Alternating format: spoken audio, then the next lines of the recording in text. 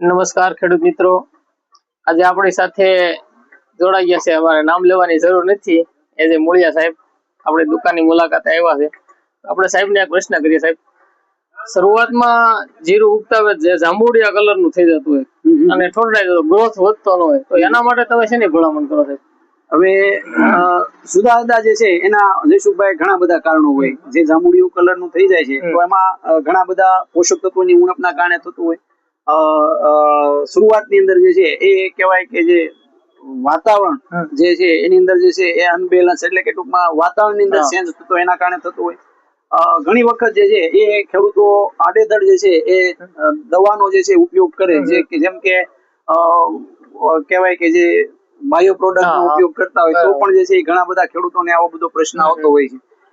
ખાસ જે છે એ આવો પ્રશ્ન જયારે આવતો હોય ત્યારે જાંબુડિયા કલર નું થઈ જાય છે ત્યારે ખાસ ખેડૂતો એને આપણા જે પોષક તત્વો જે છે એની ઉણપ જે છે એ ઘણી બધી હોય. તો આવા સમયગાળાની અંદર જે છે એ ખેડૂતો પોષક તત્વો જે મિક્સ આપણા જે કહેવાય કે જે મુખ્ય પોષક તત્વો તો આપણે આપતા જ હોય, પણ સાથે સાથે જે છે એ આપણા જે ગૌણ પોષક તત્વો અને સૂક્ષ્મ પોષક તત્વો એ પણ જે છે છોડને મળે એવું જો આપણે આયોજન કરીએ તો આપણા છોડને જે છે એનાથી ફાયદો થઈ શકે. ખેડૂતો ઓલ ઓવર સાહેબ ડીએપી અને એનપીકે વાપરતા હોય છે, બાકી ઓછો વપરાશ કરે છે. તો એને જે છે મિક્સ માઇક્રોન્યુટ્રન્સ બજારની અંદર મળે છે, જે ઝિંક, ફેરસ, લોગ, મેગ્નેઝિયમ, બોરોન અને લોહ, આ જે છે 5 તત્વોનો જે છે ગ્રેડ 5 ના રૂપમાં જે છે મળે છે. એક પંપમાં 100 ગ્રામ નાખી અથવા તો જો જેવી કંપની તો એક પંપમાં 25 ગ્રામ નાખીને પણ તમે છંટકાવ જો કરવામાં આવે તો એ આપણે એને કંટ્રોલમાં કરી શકીએ છીએ. સાથે સાથે જે છે એ છોડનું પોષણ સારું મળે.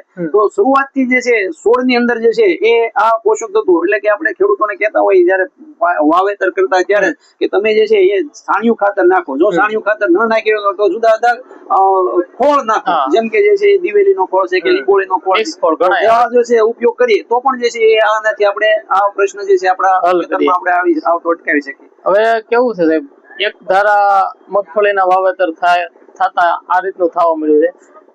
જૈવિક કચરો અંદર નાખતા નથી આપણે, દેશી ખાતર એક તો આવતું નથી. પેલા કપાસ વાવતા હતા તો એની હાથી આપણે શેડર થી કાપીને અંદર નાખી દેતા હતા. કપાસનું વાવેતર બંધ થઈ ગયા છે અને દેશી ખાતરનો વપરાશ ઓછો થઈ ગયો. રાસાયણિક ખાતર વધારે ખેડૂતો વાપરતા થઈ ગયા છે, એટલે આ પ્રશ્ન વધારે આવતો એવું મને લાગે. કારણ કે જમીનની અંદર જે છે ને એ જમીન જે છે એ જ મહત્વનું. પાયો કોણ છે તો કે જમીન છે. જમીનની અંદર સૂક્ષ્મ જીવાણુની સંખ્યા વધશે તો જ આપણે ઉત્પાદન વધારે મળવાનું. જમીન જે છે આપણી બળવાન થાય, જમીન જે છે એ આપણી કહેવાય કે પોષક તત્વોથી ભરપૂર થાય તો ક્યાંથી થાય તો કે આપણે ખીચડી ખાઈએ તો ખાલી ધરાય નથી રહેતા, આમ ધરાય તો રહીએ પણ દરરોજ ખીચડી નથી ખાતા, બધું જ હારો ખાય, શાક, રોટલો, પાપડ, અથાણું, કસુંબર, દાળ, બધા બધું ખાઈએ છીએ. એમ છોડને પણ જે છે એવા 17 પોષક તત્વોની જરૂર પડે, જેમ કે ઝિંક, ફેરસ, લોહ, મેગ્નેઝિયમ, બોરોન, જસત, મોલિબ્ડેનમ, કોપર, સલ્ફર, આ સિવાય એનપીકે, નાઇટ્રોજન, ફોસ્ફરસ, પોટાશ, આ બધા. અને હવામાનના જે છે એ ઓક્સિજન, હવામાંથી રહેલો ઓક્સિજન છે, હાઇડ્રોજન છે અને કાર્બન ડાયોક્સાઇડ, આ બધાની જરૂર આ છોડને 17 પોષક તત્વોની આવી જરૂર પડે. તો આ પોષક તત્વો જે છે છોડને ક્યાંથી મળે તો કે છોડને જે છે એ આવા ઓર્ગેનિક મેન્યુર, એટલે કે સેન્દ્રીય કાર્બન જમીનની અંદર જાય તો જે છે એ મળવાનું છે. જમીનની અંદર સેન્દ્રીય કાર્બનનું પ્રમાણ આપણે જે છે એ વધશે ક્યાંથી તો કે દિવસે દિવસે જે આપણે રાસાયણિક ખાતર નાખીએ, એક ઉડિયાની થેલી નાખીએ તો એની અંદર જે છે એ 47 કિલો નાઇટ્રોજન 100 કિલો મળે. 47 કિલો નાઇટ્રોજન મળે એ આપણા માટે ઉપયોગી છે, છોડના વૃદ્ધિ માટે, વિકાસ માટે, ફળ માટે એ જરૂરી છે.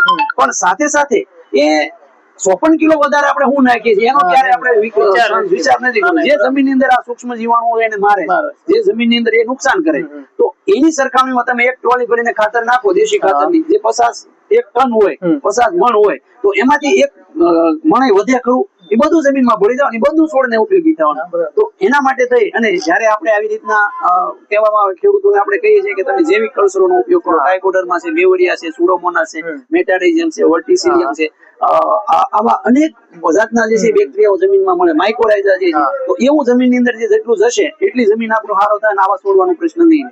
અને ખાસ કરીને જે છે એ જે ખેડૂત મિત્રોએ જીરાનું વાવેતર કર્યું છે એવા ખેડૂત મિત્રોને અમે ભલામણ કરતા હોઈએ છીએ. અમારી પ્રોડક્ટ એટલે જીગરી, આ જીગરી જે છે એક પંપમાં 50 ml નાખીને છંટકાવ ખેડૂતો કરશે તો એવા ખેડૂતોને જેને છંટકાવ કરશે એવા કોઈ ખેડૂતોને આવો જાંબુડિયો થવાનો પ્રશ્ન નહીં આવે. સાથે સાથે જે છે એ ફોલિક એસિડ, જે પ્યોર ફોલિક એસિડ જે આવે છે, જે કુદરતી રીતે તૈયાર કરવામાં, આપણે એમ થાય ફોલિક એસિડ આવે એટલે આપણે એમ થાય કેમિકલ, પણ એ કેમિકલ નથી. લીંબુ છે તો સાઇટ્રિક એસિડ, પણ એ કઈ કેમિકલ નથી. પણ એ જે છે જો આપી દેવામાં આવે તો ડાળીની સંખ્યા પણ ખૂબ સારી બનશે. તો જીગરી અમે ભલામણ કરી છે કે જીરાની અંદર પહેલો છંટકાવ જયારે તમે કરો ત્યારે જીગરી 50 ml અને આ પ્રોસીડ જે છે એક પંપમાં 25 ગ્રામ નાખીને છંટકાવ કરો એટલે આંખે દેખાય એવું રિઝલ્ટ તમને જોવા મળશે. છોડવો વધતો ન હોય, છટુડાઈ ગયો, ગ્રોથ ન થતો હોય, બીજી દવા એને ભેળવી શકાય? કોઈ પણ દવા સાથે મિક્સ કરી શકે. આ જીવતા જીવડા નથી.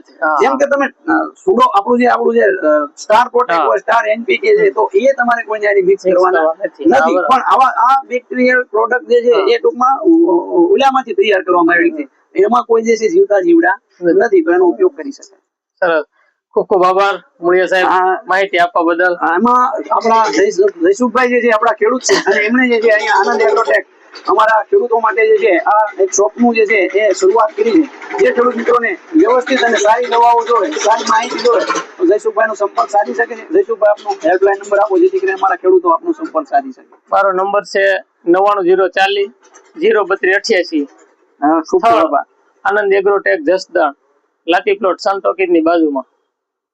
આભાર.